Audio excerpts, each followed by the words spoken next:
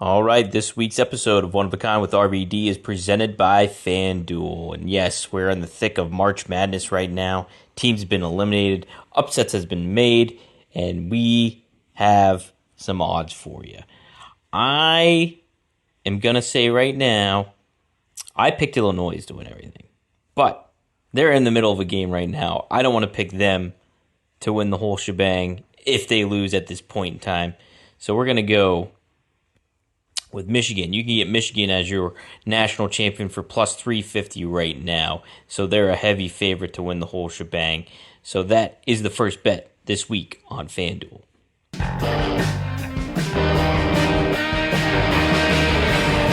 Rob Van Dam! Rob Van Dam! Rob Van Dam!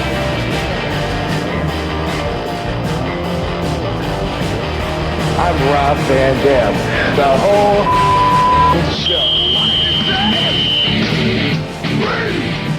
From Battle Creek, Michigan, weighing 230 pounds, Rob Van Dam and Saba Van Dam And Karma Van Dam. and Katie Van Dam Hey. and Barbie Van Dam. The whole effing family. The whole Van Dam fam.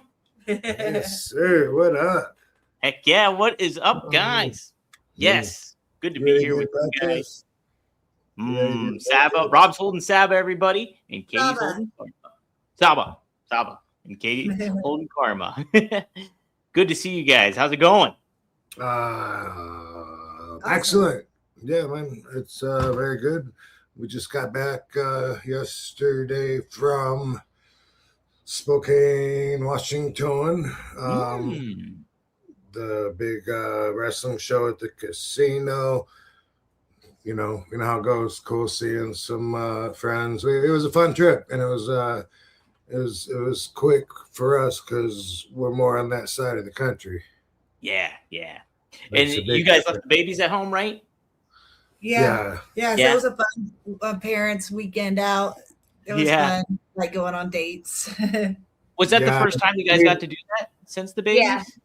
Yeah, we trusted them. We said, don't have any friends over in the house.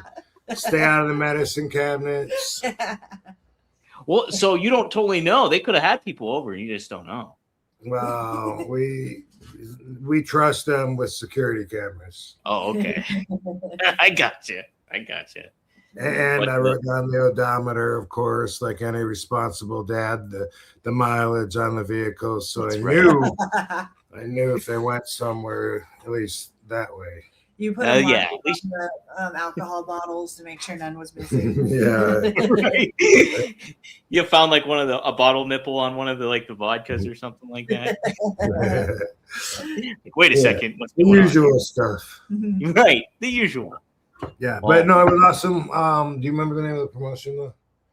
Oh, Relentless Wrestling.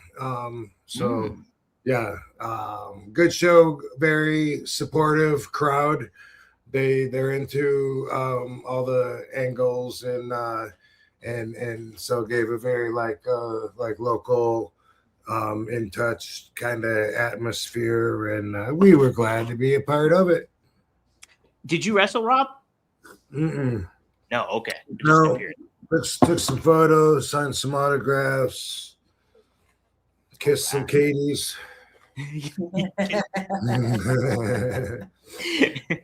The usual stuff, right? The usual stuff. Yeah. Well, we're live here as we usually are here Monday night with all of you. We got Maddie in the house. We got Triple E in the house. Melinda Wilkinson's in the house as well. Frankie Teresa, who always asks. No way. Yeah, Melinda Wilkinson. Do you know her? Then we got a lot of other people in here too. Names. Sounds like Mindy Wilson, who went to high school with, except for it's Wilkinson. So, no. All right. Well, RVD. Saba's Rob's clone. Can you see it? Let's see. Oh, definitely. Wait. Oh, where's the camera? There's Just camera shot. Oh, look at her. Can do. What a cutie. Oh no, you frowning? No frown. I think she's digging it. She's a little upset. She's a little upset. There's her drama face.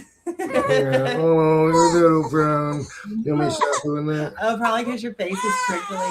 Oh, that's probably it. You know, I was gonna shave, and then I thought, fuck it, I'll just shave tomorrow. My bad. He gave her the beard Gave grizzle. me sty, or whatever the fuck that is when you. I don't know. There's term of sty and pink eye, but whatever. She's yesterday. I heard Katie talking about talking to her mom about the baby having one, and today I rubbed my eye. I'm like, oh, my eyelid's fucking sore. What the hell? Oh, And sure enough, upon diagnosis by Dr. Katie, she says she found it to be inflamed and red, right? Yeah. Ooh. And it's Still sore. is, yeah. You smiled at me and stuck your tongue out. She smiled. yeah. Gotcha. Oh, I wish the camera could see that. She loves sticking her tongue out. Yeah. You're a couple of cuties. You're gonna be one of those people, huh? Well, Katie, do you have a favorite outfit for the babies yet? Like, is there one you like the most or anything like that? Yeah, I really love the RVD's girls shirts, and my Yeah. mom made those, and she You don't made like me looking at one the to camera? match them. Oh, that's so And cool. it's in the Barbie font, and they have little Barbie skirts to go with it. Yeah. So, yeah, that's probably my favorite one. And there's so many that are sentimental, and we're already starting to give things away that they're outgrowing. So that's hard because I'm like, oh my gosh, I remember buying that for them, and they were so little when they wore it. I can't get rid of it. Yeah, they're growing by the day, so we have to just get in all their cute little matching outfits before it's too little. Hey, baby. That's I think I forgot. I might ask you this, Katie. Did you get one of those like pads where you lay the babies down and you show like the month by month and how they change? Yeah, Yeah. we have that. Yeah. We have everything. Like we had so many awesome gifts from family, friends, fans. Just like I couldn't believe like how many boxes we had at one time. Took up like a big part of one of our rooms, and sure enough, they need it all. And a lot of the stuff is for when they're a little bit bigger. So so they have stuff set up for them along their pathway. Yeah. I know. It's always good to have this stuff a little bit more in advance, and so you can utilize it for a little bit longer. They just turned 3 months, so they just reached the stage where their immunity system's a little stronger. They can be around people that haven't necessarily been disinfected, and be in open places, nerd bar, stuff like that. Yeah. Right. Micromania. Yeah. They went to the Barbie Cafe here in Vegas. It's at Area 15. Well, it left, so it was the last weekend here, and everything's Barbie themed, of course, there. So that was really cute that they wore their Barbie outfits. So did I. And, and who gave them the Barbie outfits? Those were the ones Mom made them. The ones I was just talking about. Oh, what about these though? Oh, a fan gave them these outfits. Oh, thank you, fan. Yeah. Oh, sweet. Yeah, they're wearing matching Barbie outfits. And we were doing a meet and greet, and a fan brought these. I was like, they know me so well because everything's Barbie in my life. So it's cute dressing the kids up like that while they don't have a say. Yeah, they can't do anything about it right now. They did not give consent. Yeah. No. Hopefully they like Barbie forever. Mm-hmm. Katie, do you remember the first Barbie doll you ever got? I don't remember, no. No? But Okay. my dad used to go and work in Germany, and then he'd bring them home and send them back from Germany. And send them back. We'll send them over. To Germany? Send them to America from Germany. He'd send them home to me. Okay. Why doesn't that make sense? No, I thought did he return them? Oh, no. So I guess it's not back. He would just send me Barbie dolls. Send them over to you. Yeah. He'd send them over. Yeah. And it's just been my obsession. And I saved most of them, and I have them in a box. So whenever I've like babysat nieces, they can play with it. And also I can pass them down to the kids. Do you remember your first Barbie doll, Dom? The funny thing was, so I had an older sister. She's 10 years older than me, and I remember like trying to when she would babysit us. I was like, "Well, we can't play Barbies. We don't have anything like that." And then we ended up, Marcus and we actually both got Ken dolls. No. Yeah, we got Ken dolls. I had a Hollywood Ken doll where if you his head was rock solid, but if you threw water on his hair, there'd be stars would appear in his head. That's awesome. Yeah. So my Ken was pretty sweet. He was Hollywood Ken. Did they make a callback to that in the movie? Because they did a lot. I don't know. I still haven't seen the movie. I got to watch the movie. Yeah, I actually really enjoyed it. That's what I hear. A lot more than I thought I would. And even though I didn't get all the inside jokes, I recognized that that's what a lot of the movie was which to different runs of Barbie, where different years were and shit like that, which I knew by watching it. It was entertaining, not even knowing. But if you were a big Barbie fan, then of course it would be it would mean even more, oh yeah, that was fucking spring break Barbie or whatever. I had that one. Well, it's got such a history. Spring break tits out Barbie. That's my favorite one. Yeah. ECW Barbie. Yeah. That would have been awesome. Could you imagine, man? I tell you what, WWE should do that. They got to deal with Mattel, and Mattel is Barbie, so I don't. Right. It does seem like somebody was called that, ECW Barbie. Yeah.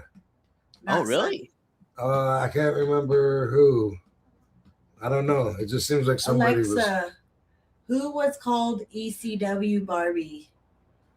I'm gonna do a quick Google. Barbara Jean Blank, known professionally as Kelly Kelly, was called ECW Barbie. She started as a host on ECW maybe that's what I'm before thinking becoming of. a wrestler herself. Her real name's Barbie. She's so lucky. Well, how about that? Yeah, she literally is ECW Barbie. Yeah, of course. That's nuts. I'd never even put that together. But yeah, how about that? Jeez. So cool. Another twin mom. Yeah, it's unbelievable because it's her. Danny Doring's a twin dad. Tommy Dreamer's a twin dad. Isn't there another one too, Rob, that I'm missing? Booker T's got twins? Yeah. Rikishi has twins. Oh, Devon? Yeah. Devon. Yeah. Devon has twins? True. That's unbelievable. Jazz has twins. Really? Yeah. What? That's crazy. When I saw Christy Hemme, she had a daughter with her in the UK a couple of weeks ago, and she introduced her daughter to me, and then she said that her daughter is a twin, which I don't get that from looking it up. It didn't match that. I looked it up because I was confused, and it said she had one kid outside of having quadruplets, 4 kids. Yeah. Crazy. And which is crazy. But I know when she introduced that girl, she said she is a twin. Well, maybe she was one of the quadruplets then. But yeah, I was confused. I'm still confused. But anyway, though, that's pretty crazy. Man, can you imagine if they had to take care of twice as many kids? That's crazy. Two is it makes me feel like people that have one baby and think it's hard. It's like one baby is not hard. We're being dramatic. She's juggling 2 babies. Yeah. Katie, are you? I mean, it's awesome to have. Yeah. It's awesome to have. Well, sometimes we have hope. Yeah. I imagine it's really awesome to have twins. Do you think it's easier to have them at the same time and take care of them like that at the same time? Or do you think if you had, say, a daughter now and then you had a daughter later on, that would be an easier kind of thing for you? I feel like it would be easier because then if one was sleeping longer, then I would get more breaks. But instead it's 2 kids that are only sleeping a few hours at a time. So by the time I'm done feeding one kid, then it's time to feed the next kid. Then it's time to feed the other kid, next kid. So it would be really hard if we had a toddler and a baby, but I feel like it would be a little easier. Right. Yeah. That's an interesting thing because Rob mentioned it. It might have been last week when he was like, "Yeah, once the one starts crying, then the other one does," and I'm like, "Man, I copycat."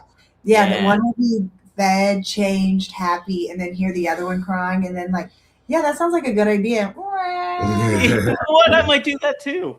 Yeah, yeah. And then when they get a little smarter, they'll probably see she cried and she got picked up, so I'm gonna cry and I'll get picked up. Like I feel like it'll only get worse. The copycatting. That's why we're gonna put them in the dog crates. Put them under the stairs when they cry. That's their crib, right? Yeah, and they'll get used to it.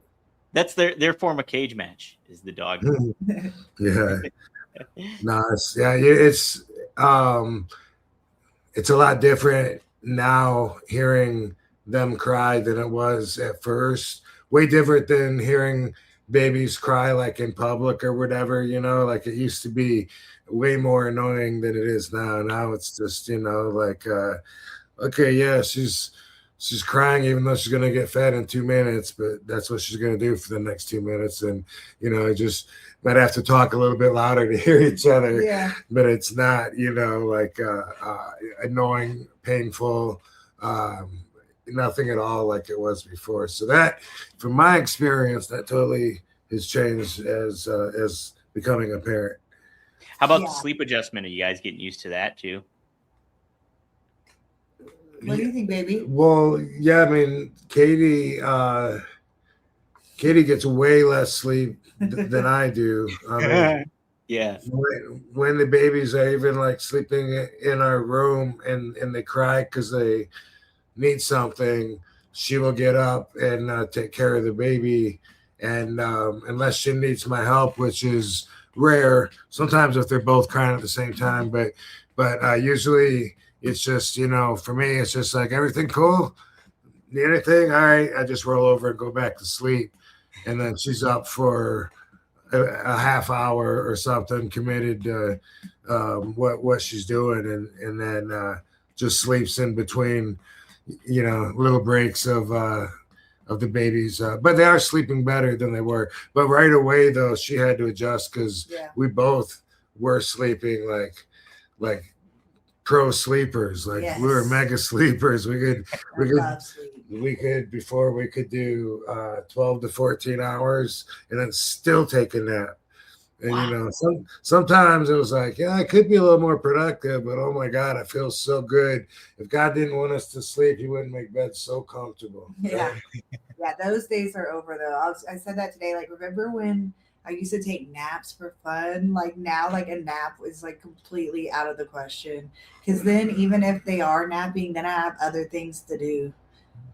Yeah. Yeah. Your plate's always full, right? When you got twins like that, it's life change, obviously. It's more duty driven. So like if you're, for me anyway, if I was sleeping and say my alarm went off because I gotta meet somebody or something, I might be grumpy and be, I hate the once every 2 months when I gotta wake up to an alarm, and maybe it's a little more often than that, but I usually don't. And anyway, I might resent, getting out of bed or whatever, but when the baby needs you, then you just wake up, because what are you gonna do? Reason with the baby, and or we don't reason, we don't regret, we just respond. Yeah. No, you get used to it, I'm sure, after a little bit for that, but yeah, it's definitely a huge adjustment, no doubt about that, right? Yeah. And also, like, I feel so much more alert. Like, you pointed that out too. Like, before it felt like I need a minute to wake up, but now, like, something is like, as soon as I hear like their noise, I'm like so alert. Like, it's just something in me. And I read that is something like the science of being a parent too. Like, that makes you be able to wake up really quick to take care of them. Like, that changes in you when you become a parent. Wow. I believe it too. Yeah, no doubt. The maternal instinct going. Right. Yeah. Mm-hmm. No, that's some neat stuff for sure.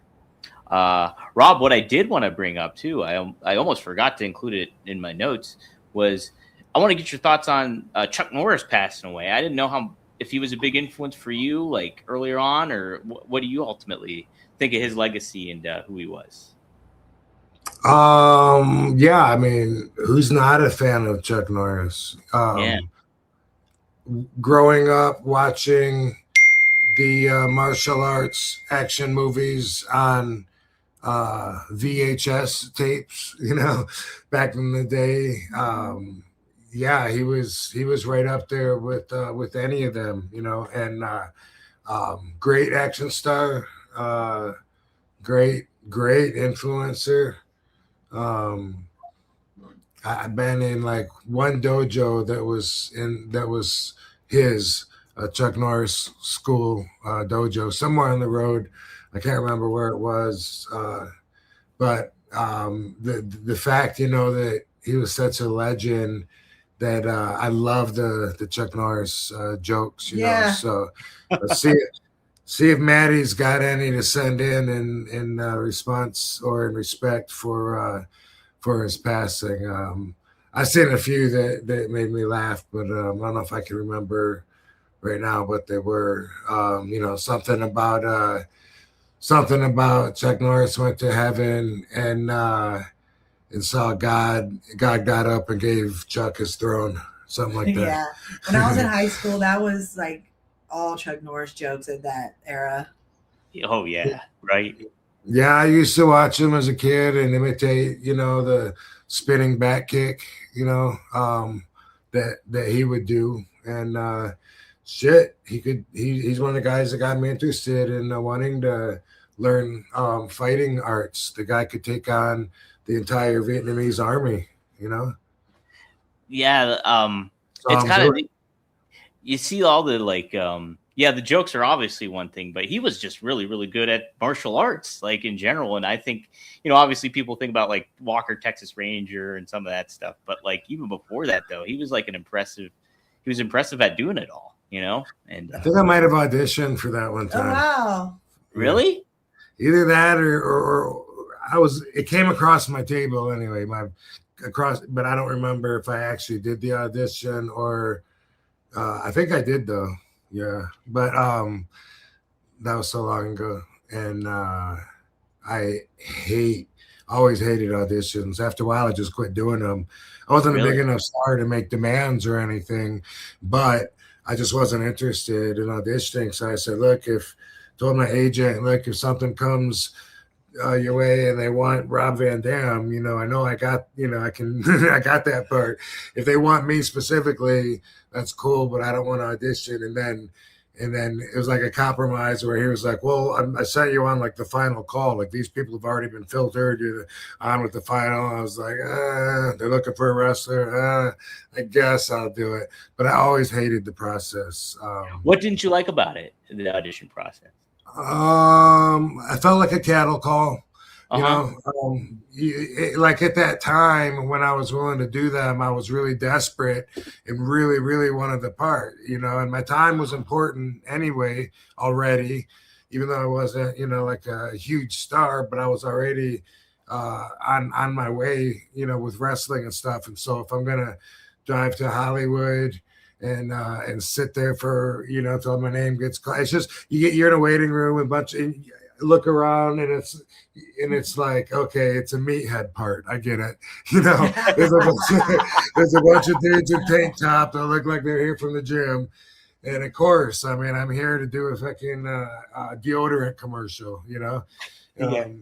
And I like really wanted the part but never really felt like I did good. And there was a couple times that are exceptions, but usually I would hate myself leaving the audition. Oh, God, I should have done it this way. I should have just said it, like I had the part or like it was my thing instead of trying to guess what they wanted. And I just hated the whole process. Yeah.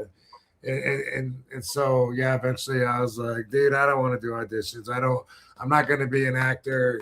If they want something that RVD can handle, then they know that going in. If they're a fan and they think I fit something, then cool. But yeah, that one time it was literally before I got my standards when I first moved to LA and was doing any auditions. I went there one time and the qualifications were I think you had to have some muscle and you had to have hair in your armpit.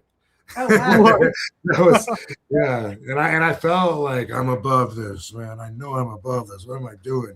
But at the same time, I had that thing in me that was like, maybe if I get this and then do a national commercial, maybe I'll get more work and maybe I'll be a big star. You know what I mean? Like that's in everybody's head that they want to obviously excel as far as they can in what they're doing. But for a while there, I had some hopes that were disproportionate to reality when it came to a lot of that, But those other times too. One time I did a audition for a Will Ferrell movie and got the part, and then WWE turned it down and said I couldn't do it.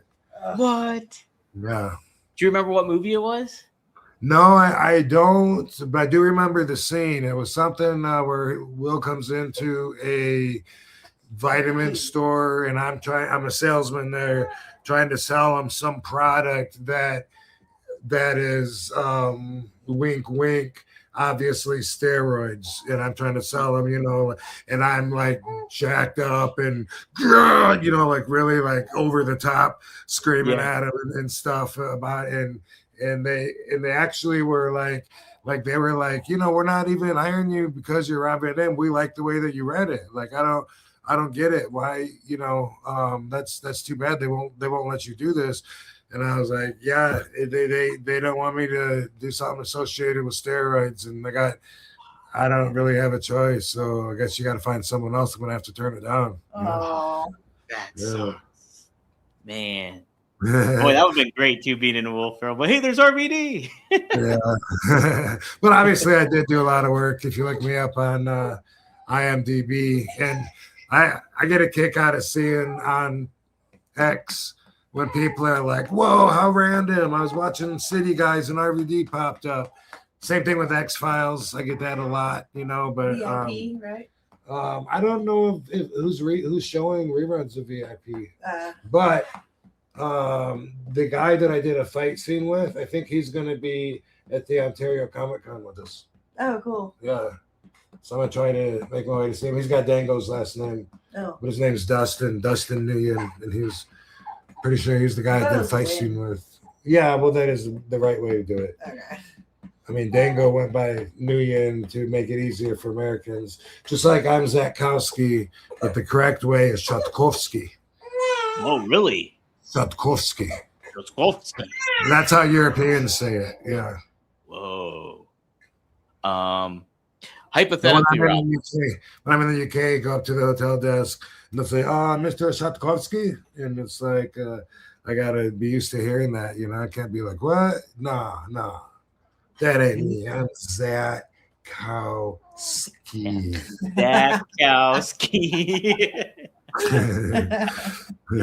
The kids are gonna have their last name butchered forever. Yeah. Everyone messes up Zakowski. Can you just write Van Dam at the end instead? Just right. have it be Van Dam instead. So much easier. Yeah. You see that the DiBiase kid got off? I did. Yes. How about that? There was a lot of, that's been going on for years and everything. And that's just crazy. All that stuff that they kind of went through with all that and all the speculation and assumptions that went down all here. All the shit talking.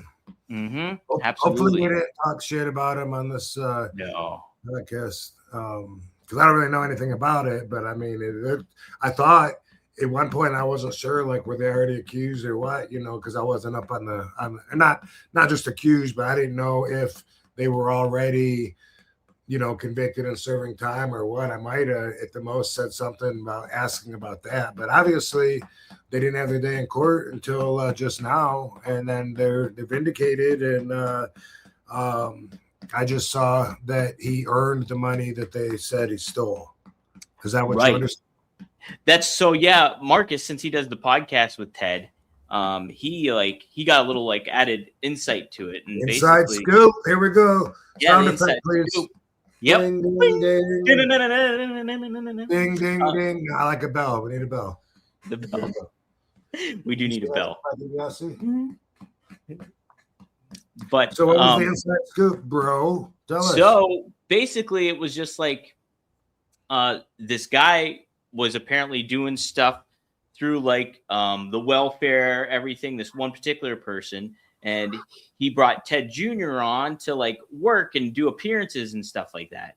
And so he was paid a certain amount. Jr. was paid a certain amount of money to do these appearances and stuff. But those appearances never all happened on a regular basis sometimes. But Ted would still get paid for doing it because he was like signed to do it. And like, so he was just getting paid from his boss, basically, was all that was going on. And then he was thinking, and so probably what happened was, hey, why not bring my dad onto it, who's like a WWE Hall of Famer, and get him some money too in a part of it. And so Ted Sr., like same thing basically happened with him. He got signed on a contract to make some appearances, and that's what he did. And then like they stopped using him, but like per contract, he was under contract, so they kept like he still got paid for it. They didn't know. I already got paid $300,000 an appearance, though. It was a lot of money from what I understand. I'm just joking. I have no idea. But yeah, I don't know, but it was a lot. I do know it was a lot. But yeah, so it's just like it'd just be like anything else. Like if I were to be, say, if I had a job with WWE and they're like, "Hey, we're gonna pay you like this amount of money to do this stuff," and then they don't use me, and I'm still getting paid, I'm not gonna be like, "Hey, why am I getting paid so much?" You know what I mean? So if it's part of the deal, so and like I don't think congratulations, DiBiase family. And what a crappy thing for him to kind of go through, especially if you think about not only it's like disruptive to your family and stuff like that, but that's like he's the $1 million man, you know, he's like part of his character gimmick brand, and that gets like a shot to it too. It's like, you know, if I were Ted, I would maybe try to even consider maybe countersuing and figure out what goes on and see if they can get anything for it, because that's not good to it for his brand. But congrats to them though. Maddie has a chat here for member 8 months. Thank you, Maddie. When the twins one day say, "Who do you think you are, Dad?" Well, I'm RVD, the whole effing dad. Death once had a near Chuck Norris experience. Nice. That is funny. Did you see that? Also, that Afro Man. Did you see him in the news? So that was on my radar. Do you know the details of what exactly went on with him? Tell me about that a little bit. Yeah. So this happened a long time ago. It might have been 2019, maybe. It was a while ago. But anyway, I don't know when. I want to ask Alexa, when did Afro Man's house get raided? Afroman's house was raided on August 21st, 2022. The police obtained a warrant based on suspicions of drug trafficking and kidnapping, but no charges were filed after the raid.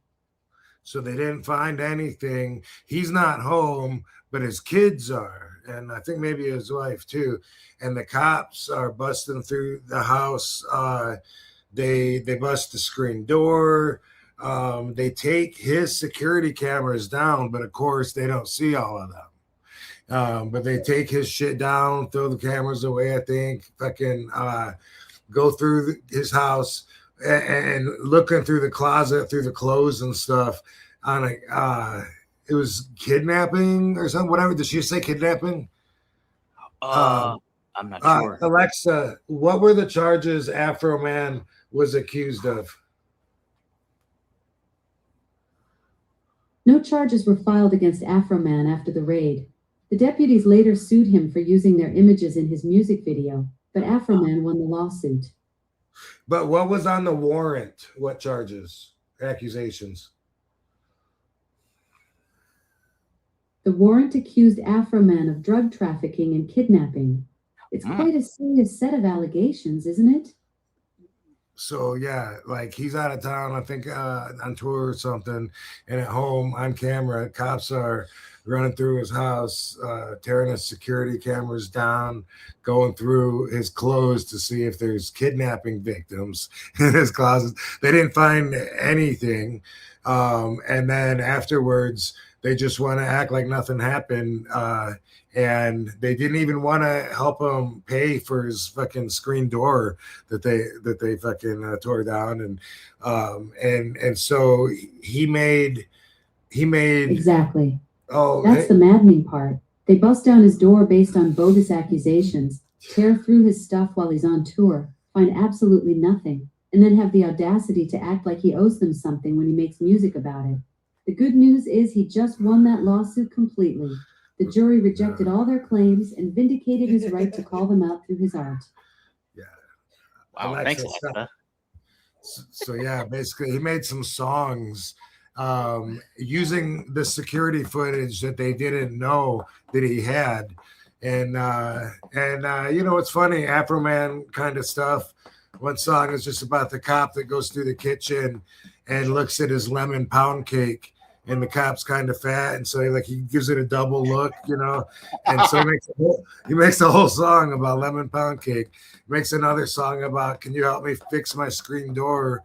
And anyway, the videos, he does, I don't know, maybe 3, but anyway, he does a few songs about it, and so then the cops get a bunch of shit because the videos were doing well, and so apparently, allegedly, the cops are being harassed. You know, the families of the cops think that believe in these lies and these videos and stuff. And so anyway, the cops that raided his house on warrants that were bullshit end up suing him for defamation.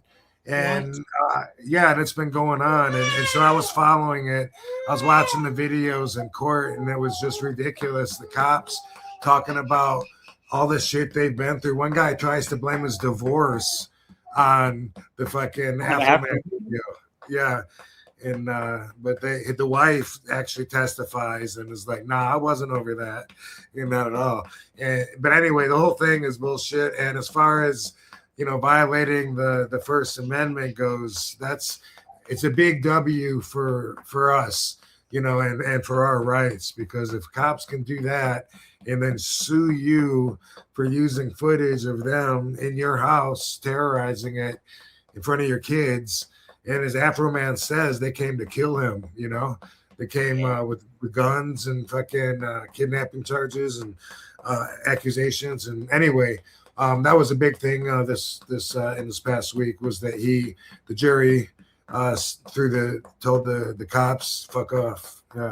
Yeah, wow, that's awesome. Like, good for him, man. That's like, yeah, and like for him to, that's so funny too. The fucking music videos about pound cake and look it up. I gotta look it up. I want to look it up.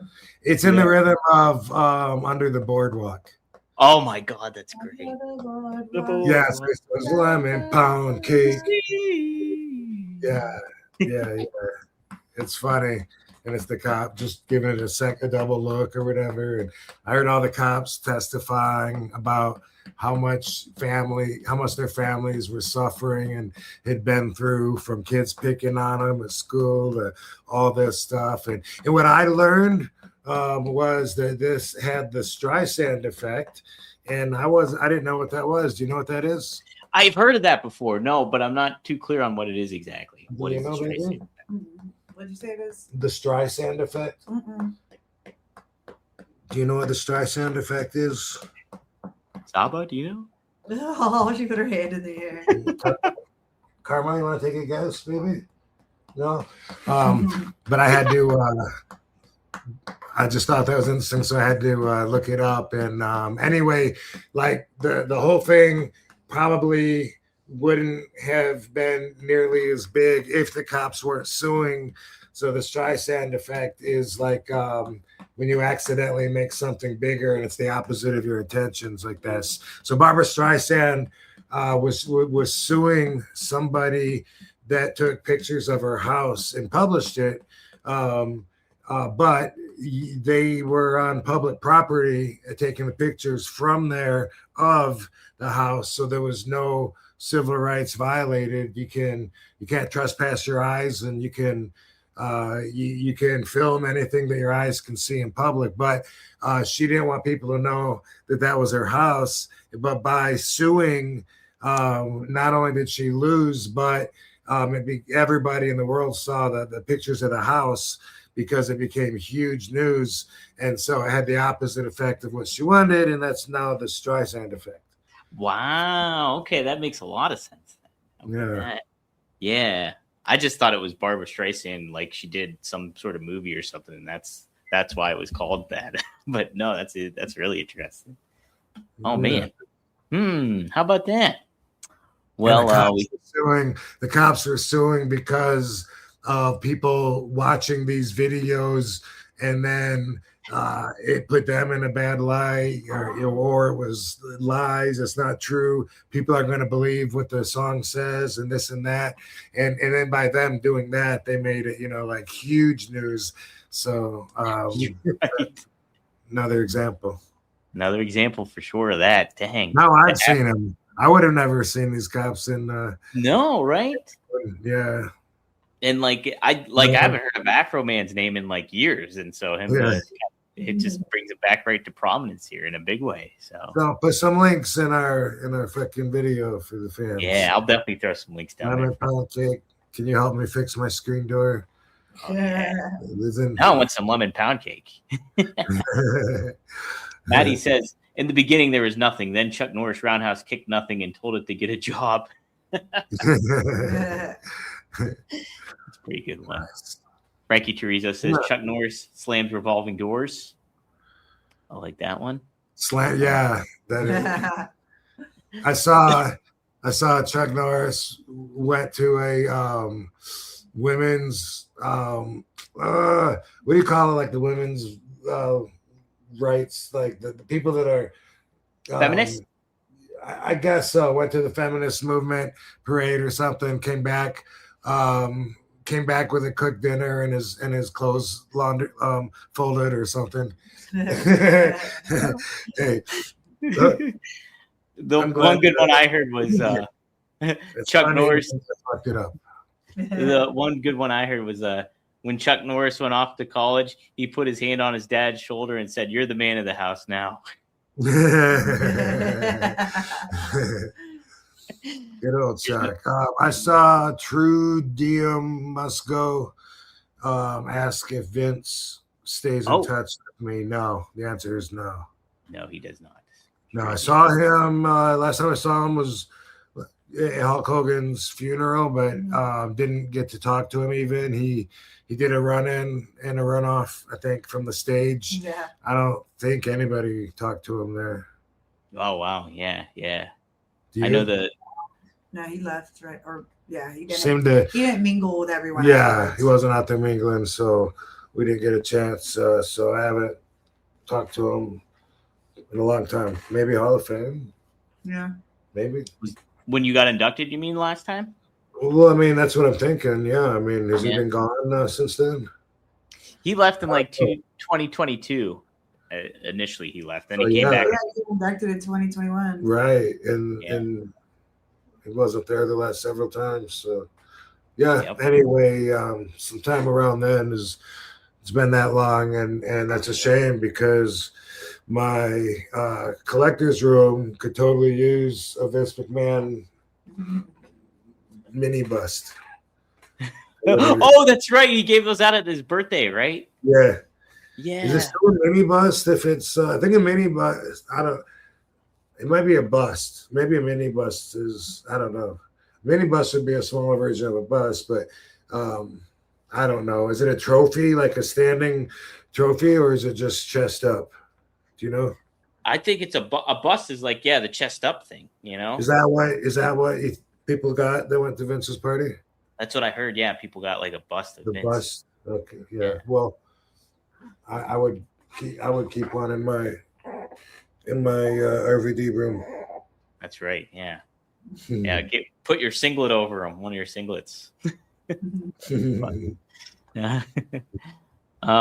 had a couple super chats in here. Jeff Meacham Network. Thanks for the $5. Finally caught you. Yeah, finally caught you live and with the fam. Congrats again, my friends. Love and miss you all. Might be in Las Vegas for the big weekend. I'll let you know. Cool. Good. Right on. Yeah, we will definitely be here. Yeah. And we'll be all over town. Busy week. It's going to be a real busy week for sure. Yeah. And that week starts in Pittsburgh for me for Steel City Con on Sunday. Yeah, April 12th. I think I will done a video, maybe. I got to look at that after Oh, yeah, this. they typically do like a little video things, I think. I follow them on Facebook, so. I'll see you at Steel City Comic Con, fucking April. April 12th. April 12th. April 12th. Be there. Be there. Don't miss out. What do you think? I know there's another super chat here. Oh, here's Frankie Chorizo. Thank you for the $2. I'll trade you babies. Uh-oh, trading babies. Let's get a close-up. Saba. Look at Saba. Oh, look at a baby. Oh. Okay, we're going to trade you. And I got a lap full of dogs. So you got both dogs. You got the dogs hanging out. She's got the whole Van Damme fam in her lap. It is the whole She's got the whole world in her lap. Okay. Give me the little one. Give me the little one. Little Karma. Look at little Karma. Oh, look at the tiny little Karma. Can you show them your eyes? Oh, there she is. Can you show them your pretty little eyes? Oh, look at that. Uh-oh. Oh. I do see more Katie, I think, in her. Oh, Yeah. that's what. My dad said that too. That Karma looks more like me, and then Saba looks like Rob. Yep. I see more Katie, I think, in it. In Karma. Just a little bossy baby. Like she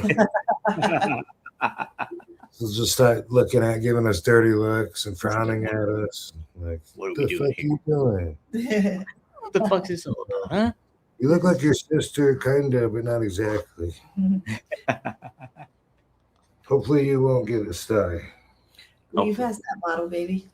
Yes, I will. Boom. Frankie Chorizo, this is a question for both you guys. Stories of your first match in front of thousands.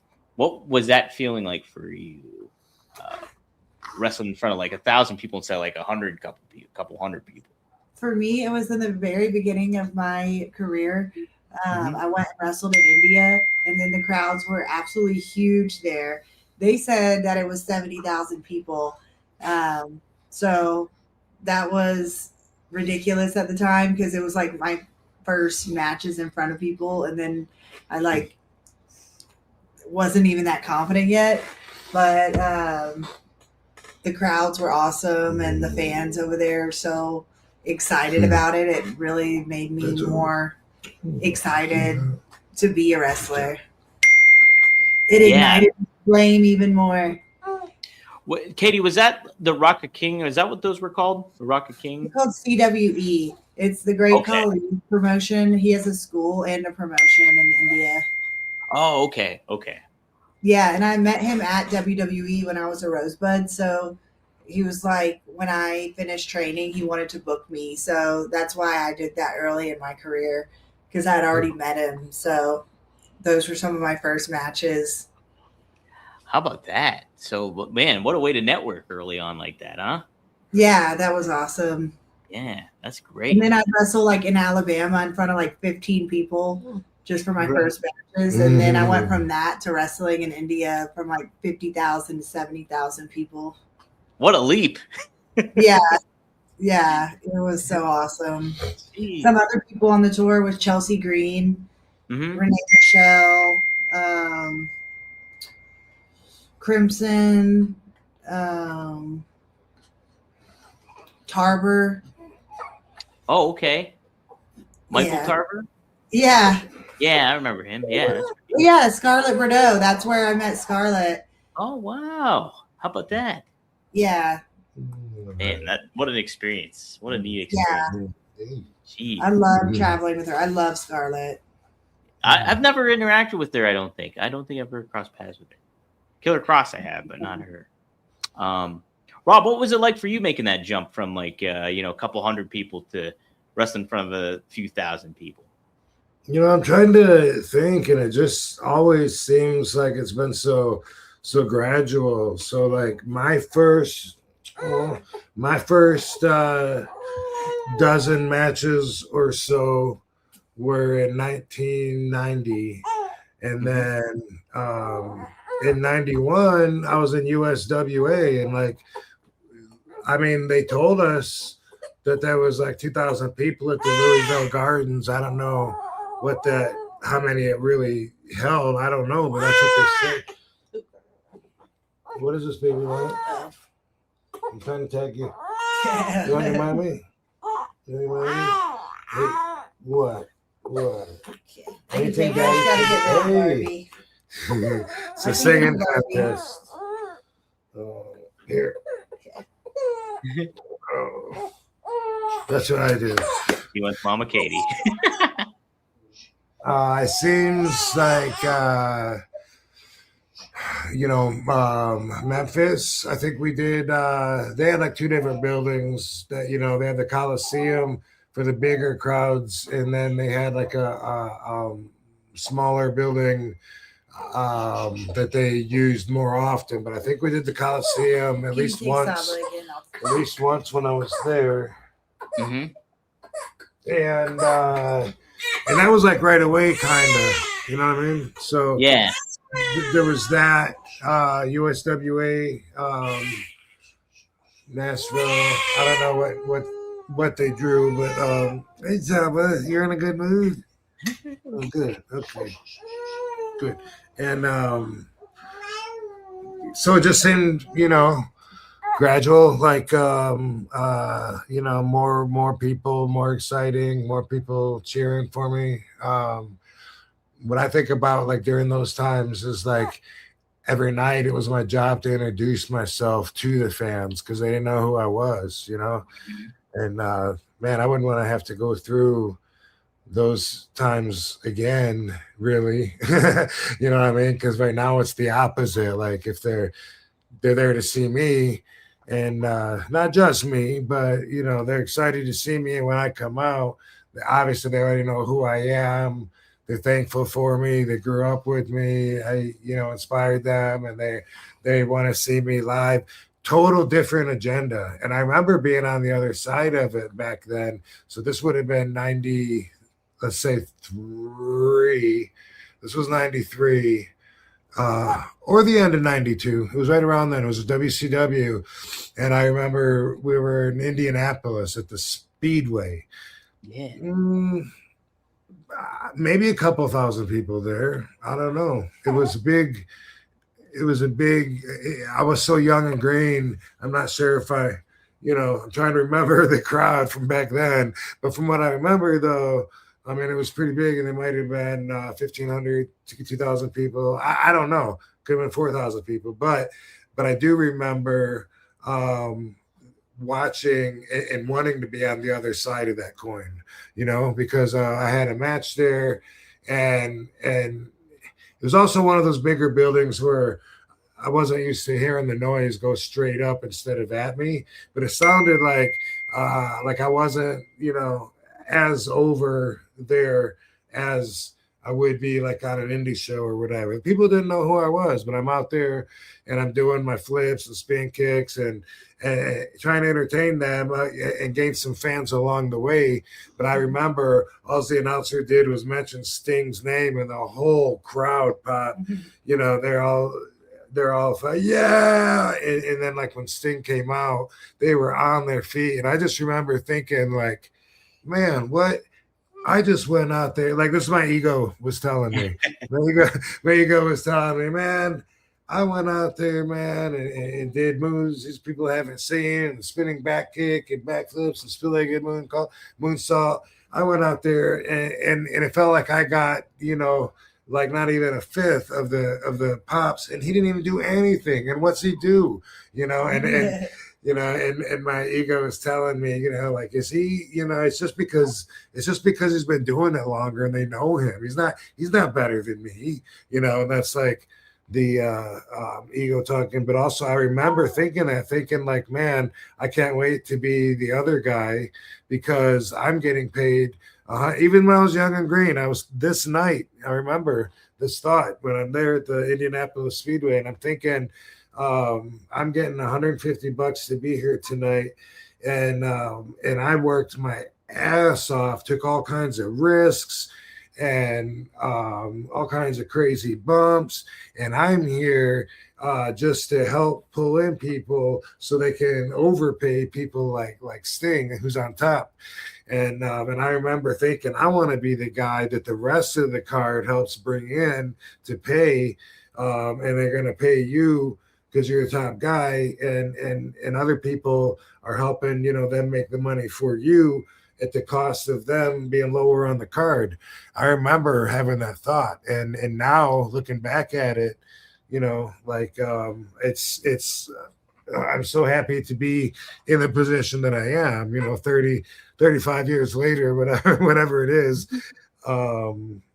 It's a position that I enjoy. So like if somebody says, hey, we only draw 300 people here, I can't really afford that, then I'm like, that's cool. You gotta, when you got enough stuff going on with other ways, other business or whatever you got to do so that you can afford me, then we can talk. And that's a position that not just being a top guy, but being a legend, being a Hall of Famer, being a one of a kind, whatever it is, there's enough people out there to at least keep me as busy as I want to be, and then some.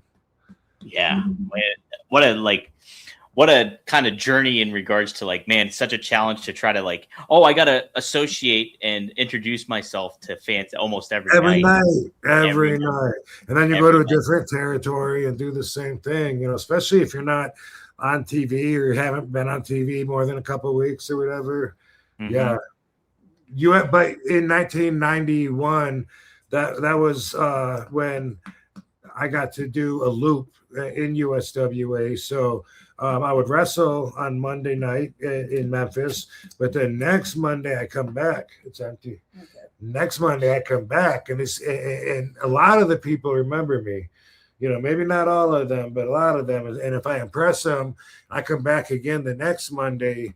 Now I got people that now I got fans, and now I'm selling pictures.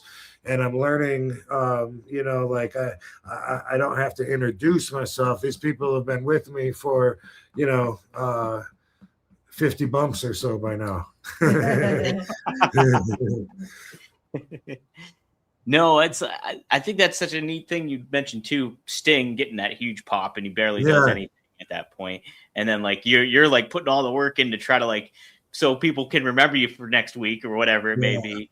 And it kind of makes me think too with a lot of these newer, younger talents that are already stars. I would say I was thinking about Will Ospreay. I talked about Will Ospreay last week or something, and he just came back and he does all these crazy moves, but he gets hurt a lot of the times. And I'm just thinking he's over already. All he's got to do is show himself and do maybe a few of those moves, but he doesn't have to do all that stuff. And I just think about man, you already have that star power. Why not harness it?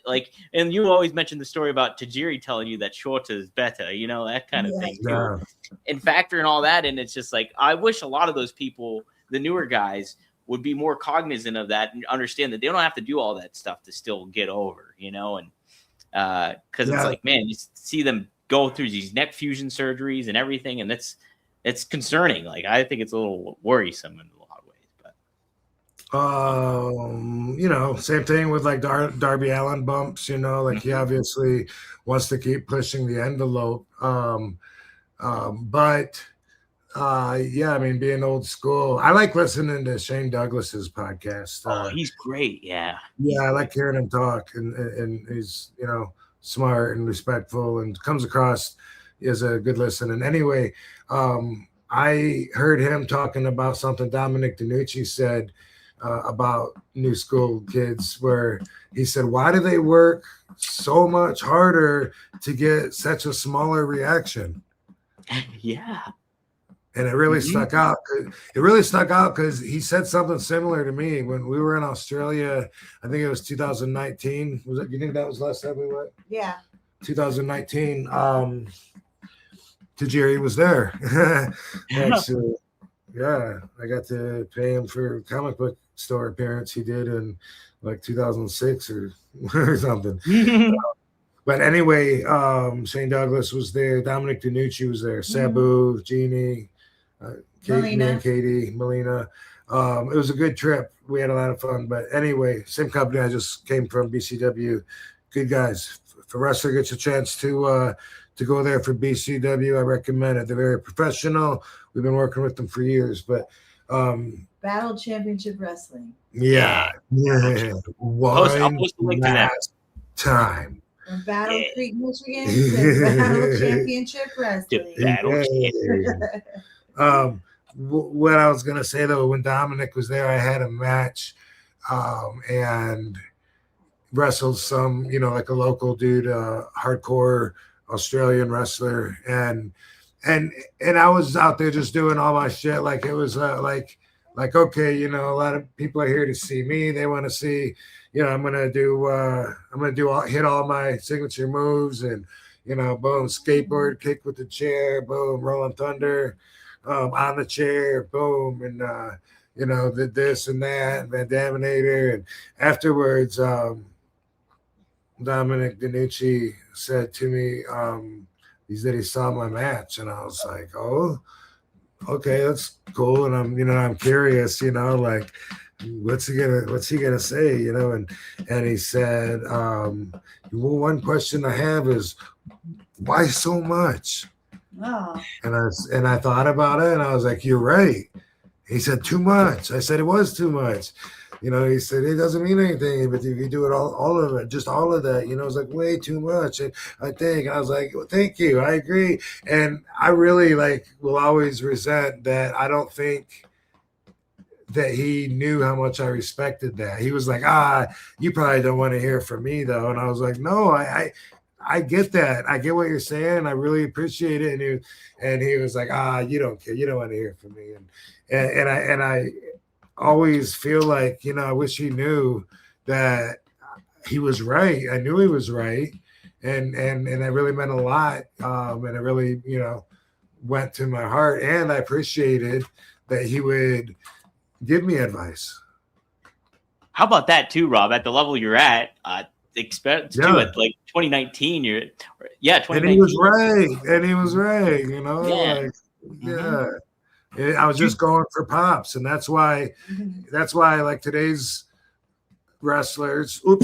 They watched me doing all my shit, and they didn't have an old school original Sheik to teach them the fundamentals. So they're watching, they're the ones that are popping for all my shit, and then they're gonna take it, to the level that they have, and not singly, but I believe partially responsible for how the business is changed, and that's why. And he's right. You're right, Dominic, and I appreciate that.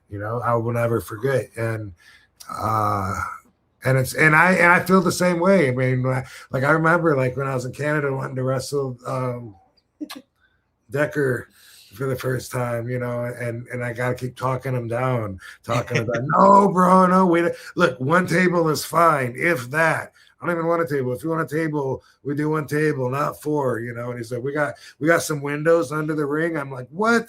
No, it was doors. It was doors. We got doors under the ring. If you want to see them, like, what the fuck are doors doing under the ring? What are you? Yeah, but he said he learned a lot from working with me, and hopefully he did.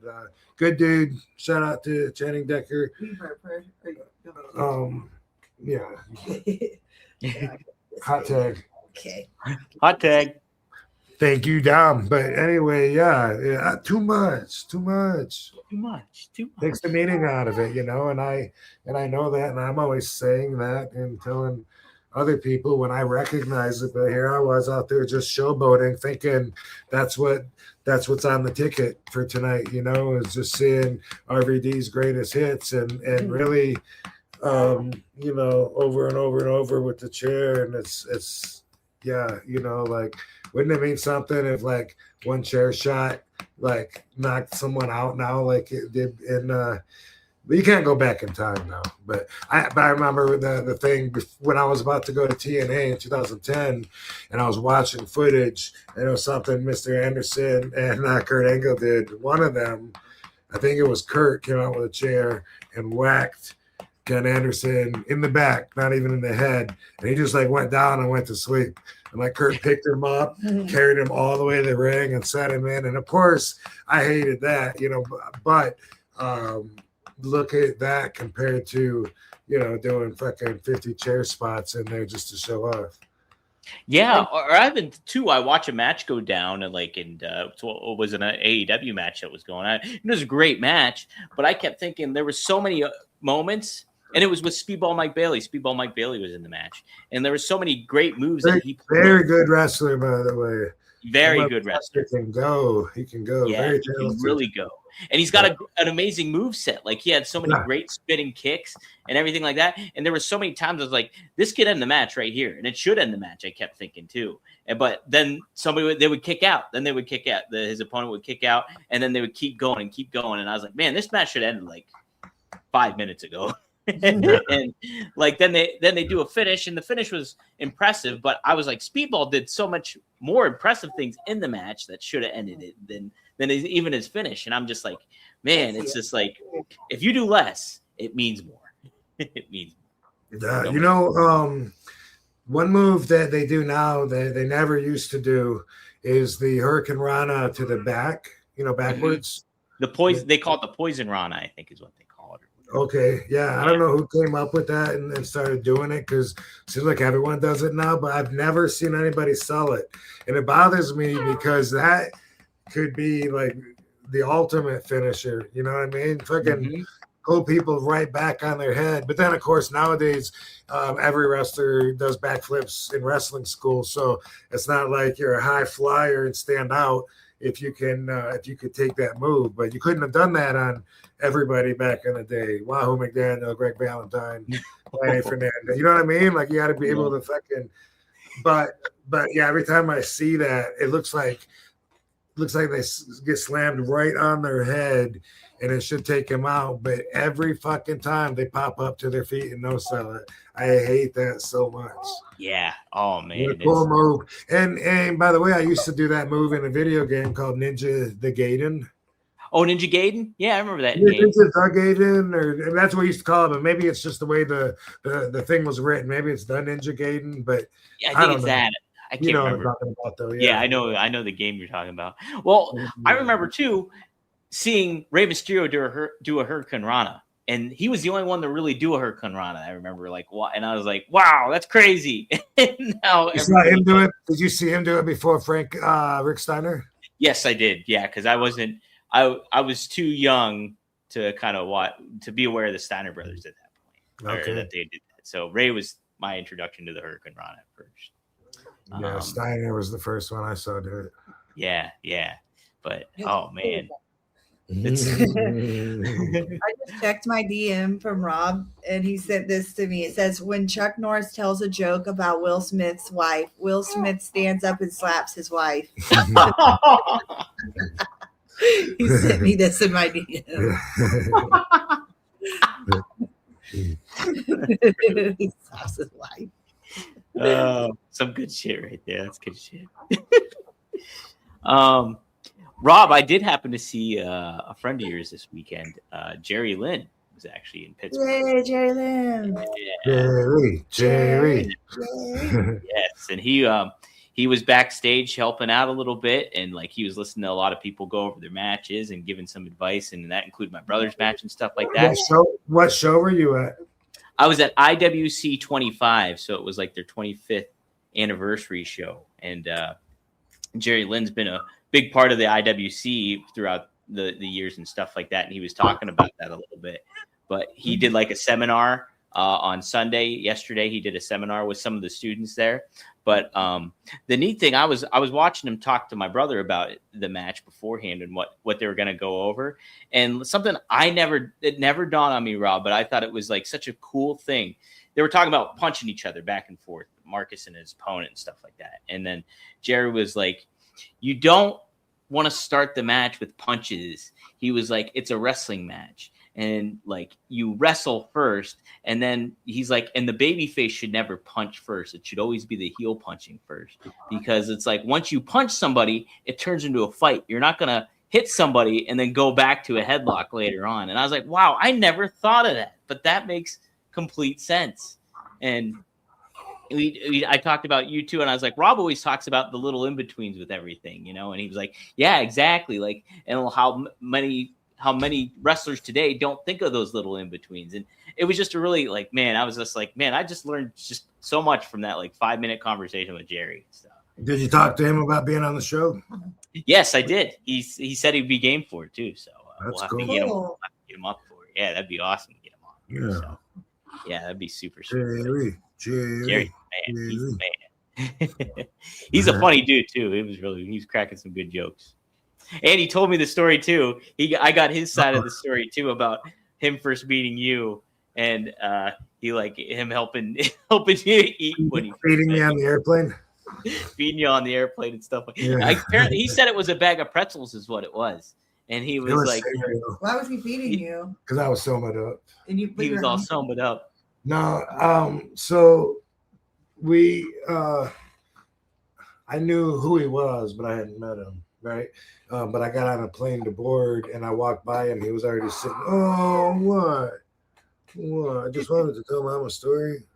And then I walked by him. He was sitting down, and hey, good to meet you, whatever. And then I went to my seat, or I just sat in the back in an open seat, whatever. And then I ate somas, and then like we were up in the air, and he thought that he would come back and talk to me. And when he came back there, I was trying to eat cereal that they'd given me. And I was like falling asleep in it, like trying to get my spoon up to my mouth. And so he just grabbed it and like started feeding it to me. Like, so how long have you known Scotty Riggs? So yeah. Oh, that was sweet. Yeah. He's a good guy. Yeah. He's a great guy. But yeah, he said it was pretzels. He said it was pretzels because you were trying to open a bag, he said, and it was like making so much noise, and like people were like looking at you over there. And Jerry That's was a like, loud bag of pretzels. I can picture that. yeah. And they're more likely to give you pretzels on the plane. Yeah, I don't know. I think it was Value Jet, which isn't even around any longer, but we got cereal. It must have been a morning flight, and they served breakfast to us. Cheerios. Good old Cheerios. You got my shirt, huh? Speaking of breakfast, Maddie says people don't like weed but drink coffee. What do you think about that when people trash weed, but everybody drink coffee in America? That sounds like two complete different things. That sounds like I don't like cars, but blue's my favorite crayon.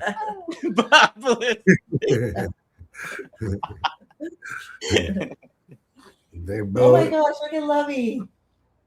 She stole a whole bottle. You can't do Really? that for the babies. She picked up the bottle and took it across the room. It's her new toy.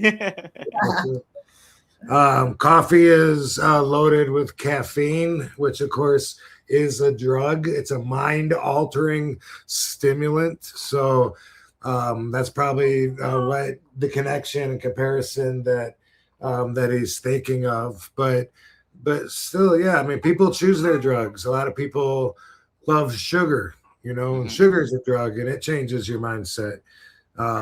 Especially if you eat a ton of it, at once and flush yourself with sugar. But so what do I think about that? I think everybody has their choice. I like weed and coffee. Yeah. No doubt about that. And I prefer my coffee to be caffeinated. Yes. I forget, Rob, do you drink it black or do you put something in it? You put cream in it. I drink it black unless I'm having an Irish. I got you. Okay. Kate, do you drink coffee? Yeah, I love coffee, especially now like that I need the caffeine. And I really like espresso because then I can just drink it fast. Because I'm taking care of the kids. Like I'll make a coffee and heat it up, and then I get distracted, and then it's just sitting there. So I prefer just the espresso and just take it as a shot. Yeah, yeah. I know. I do that with coffee all the time. And I like creamer in it. Do you like creamer? Okay. Well, don't cry. It wasn't that bad. Maddie asked another question, or he mentions RVD and Katie is the new bloodline. Then he asked this. Yeah. How annoying was WE trying to make your character angry? How annoying was that, Rob? Trying to make you an angry character. It was pretty annoying. You know, it made me angry. It worked. Yeah. It's she rolled the bottle under the couch. Yeah, that's funny. I just gotta remember to take it back. I pride myself in not getting angry. Like something I hear often from people is, I can't really imagine you getting really angry. Or I hear people say like, man, you're just like the coolest laid back dude to be around. Guy that was driving me around the UK that I did the appearances. Shit, what's his name right now? I got a little bit of jet lag, so my brain's a little foggy. Even though we were still on the West Coast, just flying there and back, I noticed. But anyway, is it Kenny McIntosh? Yes, thank you. See, I knew if I thought long enough, it would come to me one way or another. Yeah, it came to me via you. But yeah, anyway, yeah, we were driving. We had to drive like 3 hours to Scotland and then 3 hours back from Newcastle. And anyway, he said like before we got to the venue, he was like, "You're just the most chill back dude," and I pride myself in that. Like I appreciate people knowing me for that, and it feels like a positive thing. Hopefully it'll inspire people. Hopefully people like laid back, chill, and hopefully it's a good thing. But he told the crowd that, also like when he introduced me before we went out there, and it's like, you know what do you expect? You know what I mean? Like I remember when we were in court with G Douche, and they're trying to make me out to be an angry person. Like, Rob, didn't you just get angry because he was talking to your girls? Because I had her and Jennifer there, and this douche hugged both of them and then said, "Hey, you're Rob Van Dyck." And and it escalated. "Dude, don't call me that. You're Rob Van Dyck. Don't call me that." "But why? You're Rob Van Dyck." And it's like, all right, he's testing me, that guy in court, it was like, I was telling his lawyer, like, you literally picked the wrestler that's known as being the most laid back and calm wrestler in the business. A quick Google chat will confirm that. And you're trying to convince this jury that I fly off the handle when someone offends me easily or something. Like, nah, dude, that's not me. And I felt like if anybody could use that as evidence, it would be me. Yeah. Alexa, who's the coolest, most laid back professional wrestler? Orange Cassidy takes the cake for laid back cool. He's the master of doing the bare minimum while still stealing the show. Thank you. That's awesome. You should make that a clip. I'm definitely making that. Chill wrestling. Orange Cassidy really is in a league of his own. You sound like a big fan.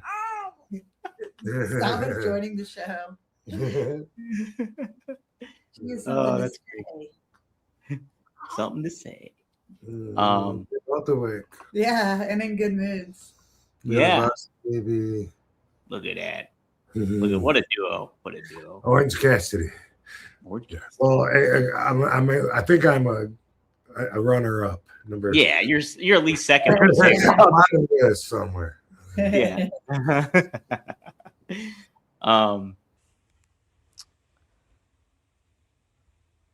All right, second bet this week could make it even easier on you. Let's see. we just settle with the Final Four, okay? If you pick a team to win the Final Four, you could take a flyer on somebody like, let's say Iowa State.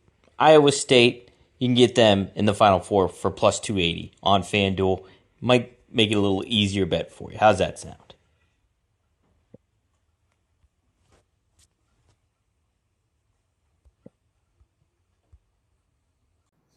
Something wait, let me make sure I get all the super chats here. I think I did. Oh no, here we go. Maddie Maddie says, as a fan, did any heel ever get you fired up or legit mad? As a fan, did any heel ever get you fired up, legit mad? Did any wrestler you worked with get you legit mad? Right. No, I get it.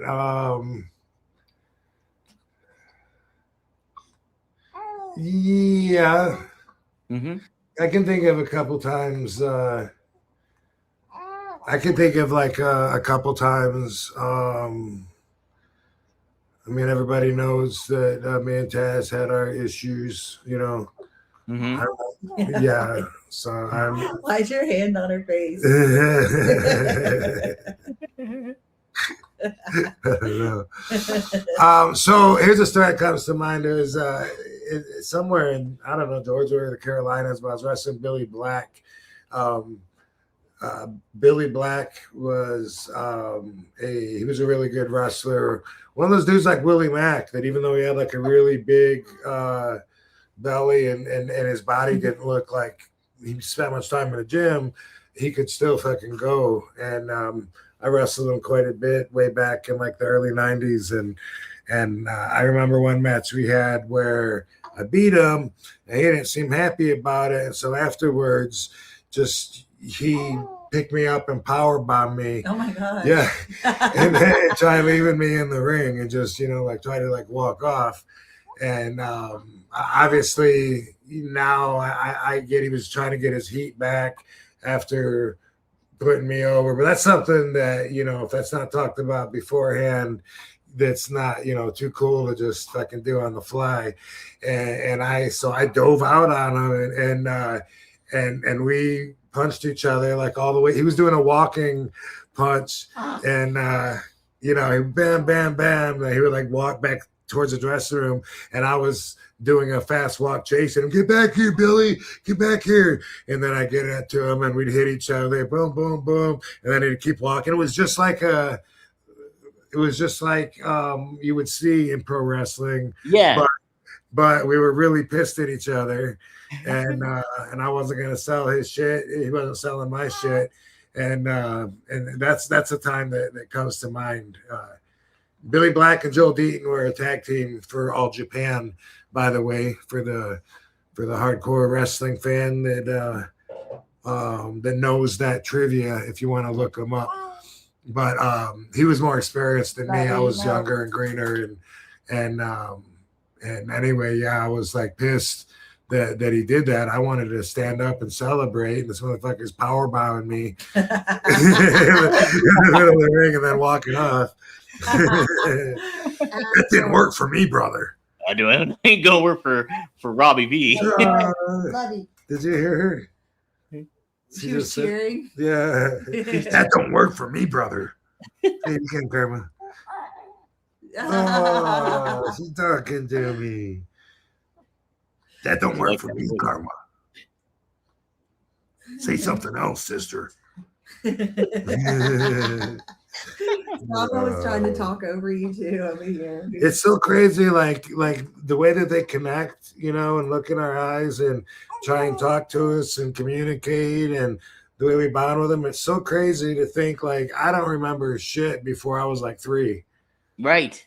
Like how are they gonna not remember this? Like this is real life. Yeah. Yeah. But they're internalizing everything and putting it in their little file cabinet and still learning every day. Isn't mommy and daddy your everything right now? Mm-hmm. Except your sissy. Oh, she just did her thumb. I know, I saw that. Yeah, but like they're learning that they're humans and they're everything and that they can trust us. Right. Yeah. That's it. And like you guys are their whole world right now. Yeah. She talking to me. Yeah, they're in good moods. They like doing the podcast. Yeah, they're hanging out. I see Saab is looking though. She's Karma is a little advanced because she got to come home a couple of weeks, 3 weeks or something before her sissy because she was ready and stuff, and it shows like Karma. When we see Karma developing in ways, we know that her sissy's just a few weeks behind in it, but in her awareness and motor skills, being able to move the way you move your hands and feet and stuff, and turn your head. Follow us with her eyes. Yeah, she's smiling. Oh, this is smile. She smiled now. Wow. But anyway, yeah, I could tell that Karma's a little bit behind her sissy. Saba's a little behind. Yeah, Saba's behind that. She's physically bigger, but then she's a little bit in development behind her. She's frowning at me because I said the wrong babies. But Saba's not behind. Karma's just ahead. Oh. Yeah. Mommy keeps up with all that stuff. Yeah. Where you're supposed to. They're getting acclimated. Look at it smile. Oh. And they have Rob's dimples. Yeah. Yeah. Now they have little dimples. Oh, that's true. I saw you dimples today. Couple of cuties. My crossed eyes.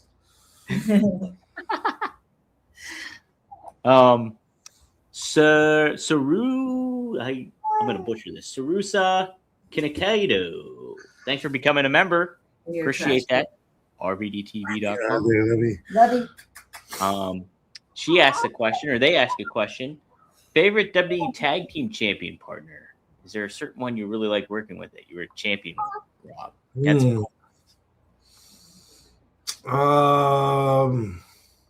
there was Ray. Yeah, I'm gonna go with Rey Mysterio. Also Kane, also Booker T. But if I got to pick one out of those three, because I think those are the only three partners that I actually had some gold with. I like the team of me and Ray because we can do a lot. There's a lot of potential to do fun moves and wrestle in a way that I would like and that I would prefer as far as style wise and everything. And Ray Ray's, like the coolest dude you'll ever meet anyway. Yeah, but that's gonna be my answer. And I like being the big brother. Yeah, because what a different dynamic is like from you working with Kane. And exactly. Big difference. And I love it, but it's different. So I prefer, if I got to pick one, it's going to be Ray. Did you and Jeff Hardy ever do anything together, tag together, or just against each other? I remember doing 6-mans with the Hardys, or wait, maybe we did heel. Was Matt in TNA Impact when I was there? Was Matt Hardy a heel again when Jeff was a baby? That's a good question. I'm trying to think. Because I remember, I think I tagged in me and the Hardys against Ken Anderson and 2 other people, but I don't know who they would be unless it was me and Jeff against Matt and Ken. I don't think Matt would have been a heel at the time, Jeff, when you were there. You mean like? Well, I remember wrestling him though, but I don't know. Because I'm trying to think too. Because in 2011, all I remember is Jeff. I don't remember Matt being in TNA at that point. But I think I do. That's a tough one. I'm not sure. I'll have to. If the chat knows, let us know. Let us know in the chat. Help us out. Did you tag team with Great Khali? I don't think so. Okay. That would have been interesting. It's possible. At the end there, towards the end of probably my 2013 run, I remember doing an 8-man, and Cena was in the match, and I was in it, and Big Show was in it, and maybe Khali. I think Kurt Angle, maybe, I don't know, something we did on the road several times, 8-man tag match, and I did something, slipped on the rope or something one time. So that's all I think about is yeah, when I think about it, I know I fucked up. Or maybe it was one of the times I went to the split leg moonsault and my leg didn't go over the top. So that's happened a few times as my hips have been wearing away at me. Sometimes I hit the rope. I remember doing it one time with a match with Alberto Del Rio. I went up to the split leg. One leg went over, one leg hit the rope. Ow. And I went back and so ugly, like right on my head. Like also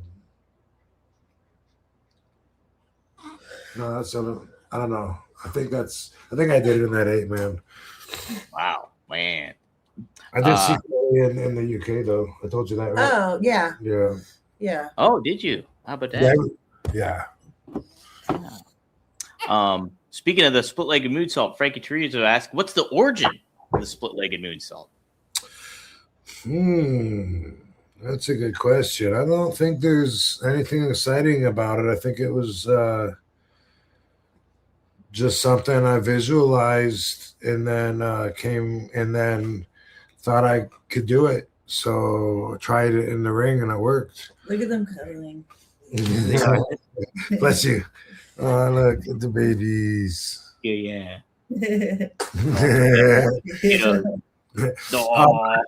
I don't think that.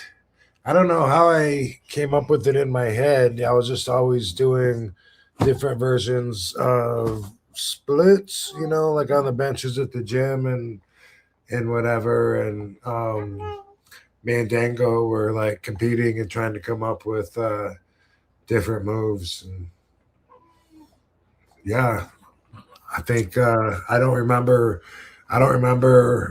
what put that in my head, if anything. Wow. Yeah, no, what innovative though, and it's like one of your memorable signature ones, obviously. That Rolling Thunder, you name it. So, Maddie asks, "Do you have the connections to get Sabu into WWE 2K27?" That'd be sweet. That'd super be sweet. Yeah, for real. Somebody from WWE did want to get a hold of Sabu's sister, who has the rights and his proxy, if you will. And I don't know what all that was about, but that'd be awesome if it was about that. That would be super awesome. Like, I'm gonna look that up. Yeah, I'm gonna look that up and see where that conversation left off. Yeah, that'd be sweet. Heck yeah. Maddie says, "I pity the fool who stole Booker T's Red Bull." Somebody stole Booker T's Red Bull. Yeah, that's a big. Booker was. Yeah. I can't remember. I don't remember who actually took it or whatever. It seems like it was someone, God, they know, the fans know, but anyway, yeah, Booker would have a Red Bull and put it in the refrigerator in the dressing room, if there was a refrigerator, which sometimes there was, and in a cooler or whatever. And he came in there looking for one, and somebody had taken it because they thought that it was, compliments of, because you got free water and sodas and shit around there, but this wasn't. This was Booker's private one, and he made like a big deal about it because he was pissed. And Booker is very dramatic, you know what I mean? Yeah. So if he had an issue with somebody, he would definitely be loud about it. And, who took my Red Bull?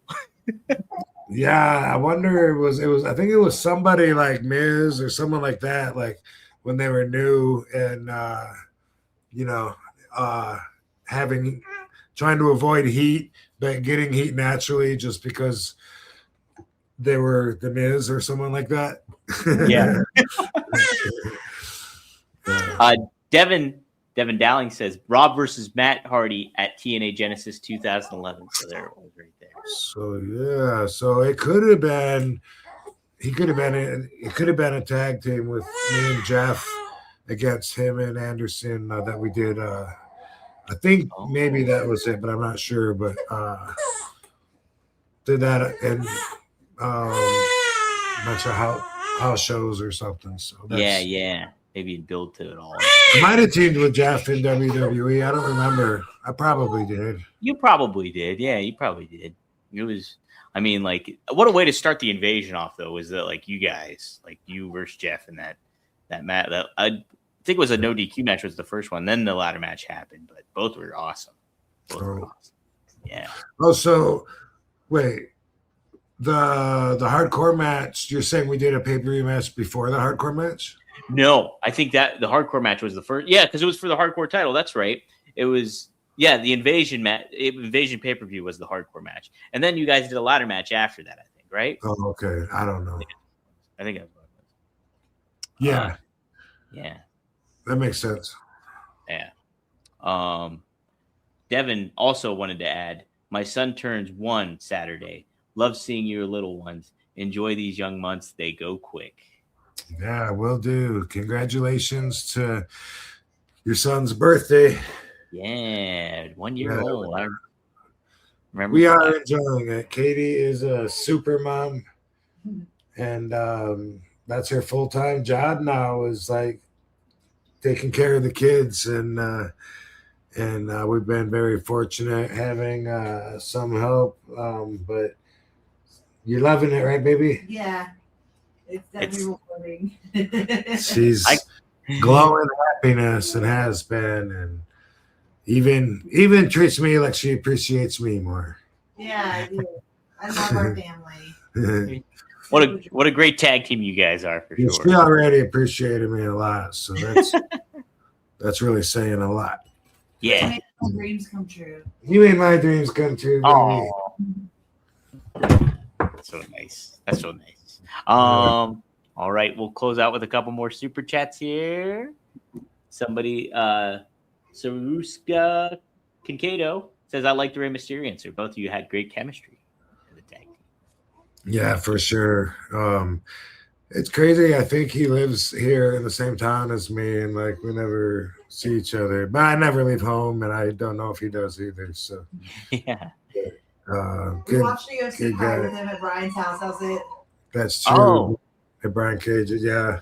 Brian Cage is more social. He has parties at his house, and so sometimes we go there and it'll be get together. We're seeing Carlito over there, and some of the boys. But here, you got to be a girl to party here. That's it, right? That's the price of admission there. Yeah. Yeah. A couple things. So this week they announced that Tony Hinchcliffe hasn't that Kill Tony's thing. Did you see that? They're doing that comedy show at WrestleMania weekend, the MGM Grand. Okay. No. Yeah. Well, I went to that. We went and saw that. What'd you think of it when it happened last year? No, not at WrestleMania, but I went and saw his show sometime within the last year with a friend. Yeah. Okay. Someone that had tickets invited me out to it, and I didn't know what it was. I knew who he was. I've been on his show before, actually his podcast, when he was at the Comedy Store doing it downstairs in the basement, and that was like, well, who knows? Could have been 10 years ago now, but I didn't know what to expect, and then watching it, it was like, yeah, okay, I get it. I didn't love it. It. Yeah. Yeah, I mean, it's there's him, there's a fake Dr. Phil, and right. And then another guy, comedian from Dazed and Confused or whatever, and Dante maybe was, but anyway, it was just comedians going out and trying whatever, giving a little tryout, and then the 4 guys or whatever would try their hardest to roast him, and it was like, okay, if he's black, they're gonna say he didn't have parents, and it was kind of predictable, like, and I was just like, I don't think I stayed for the end, and I don't want to talk bad about it. I mean, he's obviously very popular, and I'm not. It just wasn't for me. That's all. Yeah, it's just not your type of comedy and stuff like that. Do you like roast? Like kind of like roast though, when people do it the right way? Love roast. Yeah, I do too. Comedy Central roasts are like so funny, just to see how far people will go, because that's the rule with comedy is there's no going too far as long as it's funny. If it doesn't work and you go real far, then you're in trouble. But then you get canceled. But yeah, I mean the Pam Anderson, Will Shatner one, all of them. Tom Brady, I think. Tom Brady had one. What was it? Mike Donald Tyson. Trump, Mike Tyson. Yeah, all of them were hilarious. Yeah, I enjoyed them years ago, and they're fun to watch again every once in a while. Who in wrestling would you love to see a roast of get done? I don't know. With wrestlers, it's like at Cauliflower Alley Club last year, they did a roast. I can't remember who they were roasting, but it was like the wrestlers that they had up there weren't comedians. Yeah, and didn't get it. They seemed like offended, or they had to defend themselves at the jokes or whatever. And it was so like such a mismatch, But who would I like to see roasted? I don't know, dude. I don't care. You know who? Let me replace that question though. A lot of times I get asked who would I have liked to have worked with, or who would I have liked to have met that I haven't met, and I got an answer for that. Although it could change, but right now, like whenever I watch Bad News Brown or Bad News Allen, that motherfucker seems so cool, and I just nothing but respect for him, for his legend in the dressing room as being, one of the toughest guys. But also, I mean, I watched him as a fan. He was a heel, and I never got to meet him, but he just seems like, whenever I see the interviews that he's done on YouTube, he seems like someone that I would really get along with, and I wish that I could have. So that's my answer.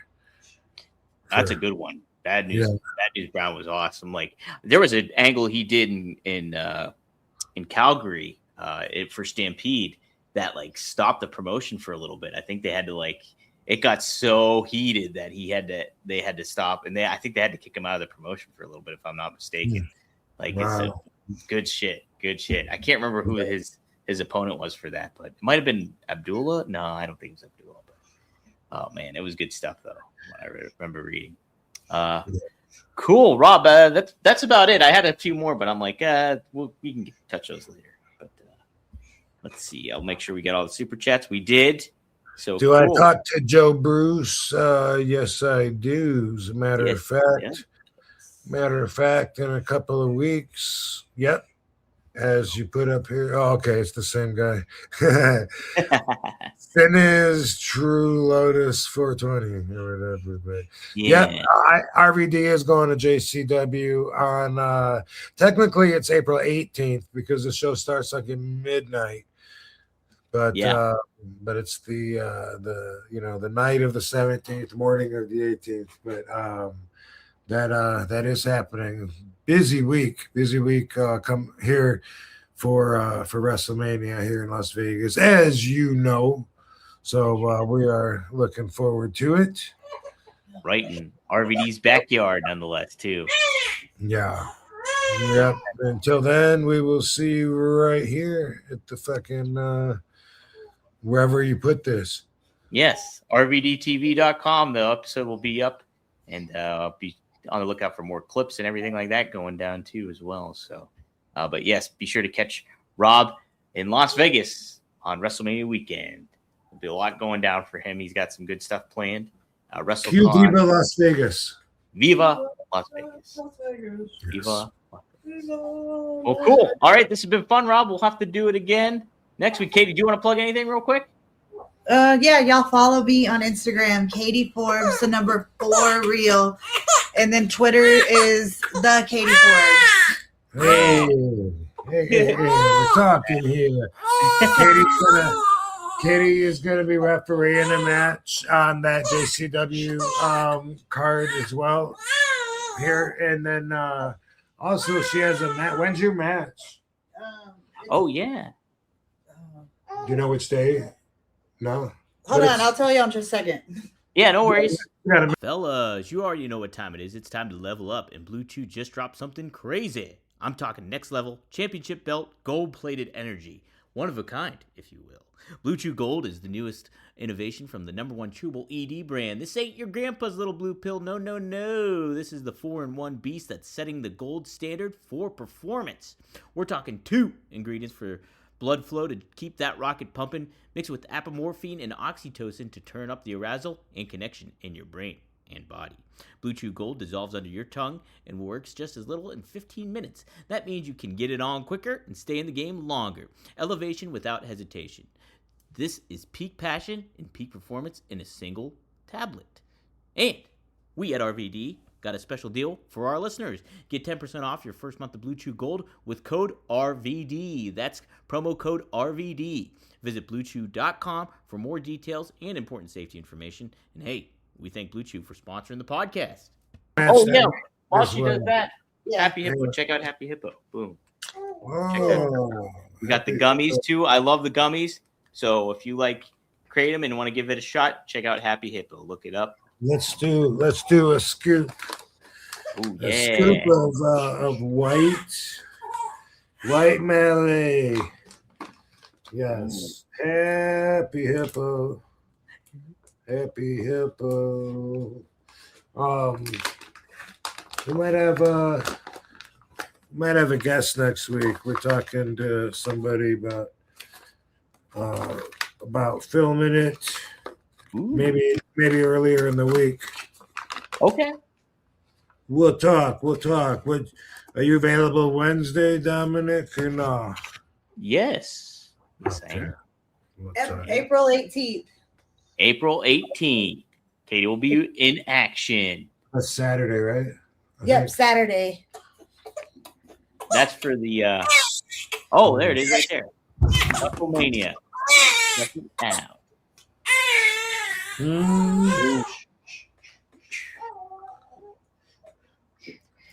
Drum roll, please. Yeah. Sometimes when I scoop it like that, sometimes it'll stay clumped together, and when it hits my throat, and then that's kind of gross. But otherwise, I just got to mix it in my mouth with the water more. And sometimes I skip that because I'm a Neanderthal. What's that? A caveman. You are. Rob, you took the white one, right? Yeah. And what's that one supposed to help you with here? That one's supposed to be a picker upper, give you energy, party on. Yeah. But I really don't notice a difference personally on white or green or red, but they have different purposes. The red is for sleeping, the green is a get up and go, but it's also in between. The white one's supposed to be the big pick me upper, but like I said, from personal experience, I don't feel that. But then again, as I always say, also I don't get high from it. A lot of people get high when they take kratom. Yeah. I definitely feel that kind of effect when I'm taking a gummy or so. I get a little bit of that. Does it get you high? Yeah, a little bit. Mm-hmm. So for you, what is that? How would you compare it? Because I know you don't smoke. No, I don't smoke, but I do feel more energetic, and I feel more sociable, but I definitely feel a little bit more elevated, I will say. Not to a level of anxiety. I don't get anxious on it. I haven't gotten that, so that's been good. Is it a comfortable high? Yeah, it's a comfortable one. And the gummies here, they're 20 milligrams, or 20 mgs. So, that's what I recommend too if you're new to it. And we have a special deal for new people, so be sure to check out Happy Hippo. Details in the YouTube comments. Cool. So, all right, Cool, Rob. This has been a good one. It's great to see the babies. I'm liking that they're a new addition to the show and a new addition to your family. It's good stuff. Yeah. Katie wants everyone to see them grow up with us. Well, they're She's adorable. so open and sharing and sweet and hot. Thanks, baby. There it is. All right, guys. Thank you all for tuning in. Be sure to like, subscribe, rvdtv.com, support the show, and we'll see you guys next time here on One of a Kind with who? Rob Van Dam. RVD. Let me know if you want me. Fans, let me know if you want to go back to the 5 recommendations. Oh yeah, we gotta. Yeah. I've let Dom cut me off for the last couple of weeks without it, but we'll see. Maybe we'll bring it back next week. Yeah, we definitely bring it back next week. All right, cool. Sounds good. We'll see you guys next time. Thanks, Van Dam fam. Peace out, hoes. Peace out, Big Town Down. Be safe.